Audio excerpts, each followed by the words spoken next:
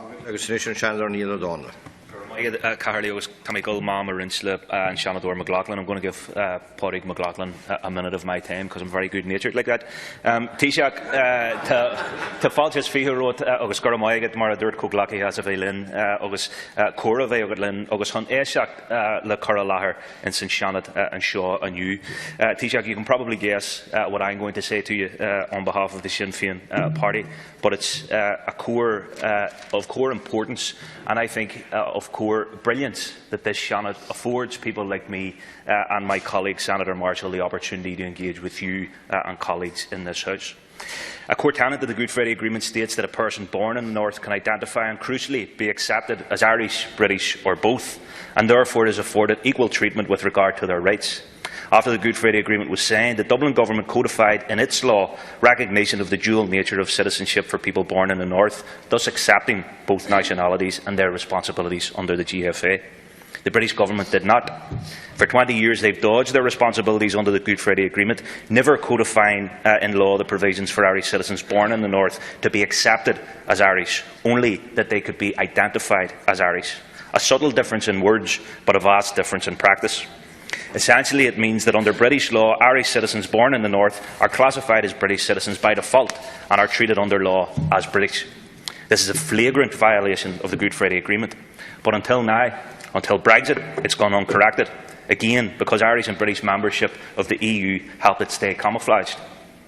Brexit has forced this issue into the open, perhaps not a bad thing in this one particular instance.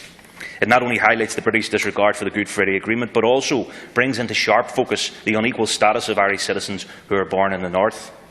It's hard to convey the shockwaves that rippled across Ireland on the morning after the EU referendum when the result was announced. We could scarcely comprehend the implications of a Leave vote for international relations in general, or for Ireland in particular. Not only is part of our island under British rule and it would be forced out of the EU against our expressed democratic will, but the island of Britain also forms a physical barrier between Ireland and the rest of the EU. And when challenged about the issue of consent, the British Supreme Court dismissed the democratic rights of people in the North and concluded that the North's membership of the EU was a matter for the UK alone. This rates large the obscenity and injustice of being ruled by a foreign parliament. In regards to the issue of rights, what will change after Brexit Day? Straight off the bat is the freedom of movement, one of the indefeasible freedoms of the EU.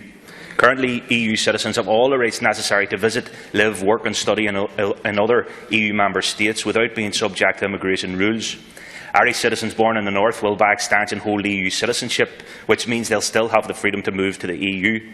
However, Northerners with British passports won't have that level of freedom to travel to the EU, and non-Irish EU citizens travelling to the North from elsewhere in the EU, from the South for example, will be subject to tough immigration controls. And how will that movement be policed exactly? We're told there won't be a hard border in Ireland. Basically, there won't be physical barriers. But the stricter rules will have to be enforced somewhere. Will it be by the bus drivers taking people into the North? Will it be by the employers? Will we have a case of certain people being singled out and treated like second-class citizens? Then there's a democratic right to vote and stand candidates for EU elections. That right will be lost to all citizens in the North. And Taoiseach, as you know, you could have done something to help us in that regard, and you chose not to. We were left behind. On one hand, you want to give us the vote for President, the right position, a position we support, but on the other hand, we're being denied the right to democratic franchise and representation in the EU. So we're not full Irish citizens, we're not full EU citizens. We're also losing access to the Court of Justice of the EU, the court that administers justice in cases concerning EU law. The court that's been a safety net for citizens who believe they didn't get fair treatment in the domestic judicial system. Leave campaigners were clear that whatever else happened, the Court of Justice had to go because they wanted to end interference from outside powers in the governance of their country. God forbid they'd have to suffer external interference. And this from a nation that colonised half the world. The irony is lost on none of us here, Taoiseach. Post-Brexit, a whole raft of rights will evaporate. There is no guarantee that the British government will secure these rights, and even if they do, a Tory government will light a bonfire underneath them. They have made a promise to that effect, and unlike most of their promises, they are apt to keep this one. We know this because they are fundamentally opposed to rights and equality, and have partnered up with those denying rights and equality, denying progress to those of us in the 6 counties. Brexit negotiations reach a milestone in November with the publication of the withdrawal agreement, a legally binding agreement between Britain and the EU that sets out our relationship for the 2 years following Brexit Day, a transition period during which they will negotiate the long-term future relationship.